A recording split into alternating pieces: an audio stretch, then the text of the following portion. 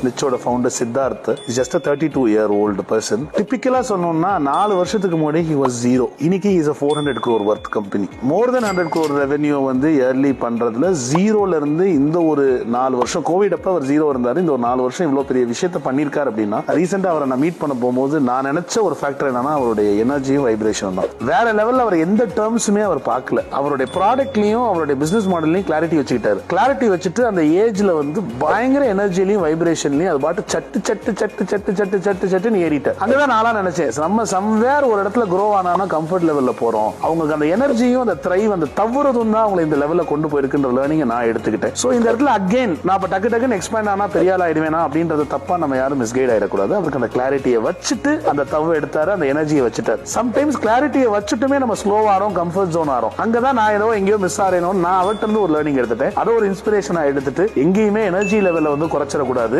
அதுதான் அவர் அந்த 4 வருஷம் ஜீரோல இருந்து 400 crore worth ஆயிருக்குன்ற லேர்னிங் எடுத்துட்டேன். இன்ஸ்பயர் ஆயிருக்கேன்.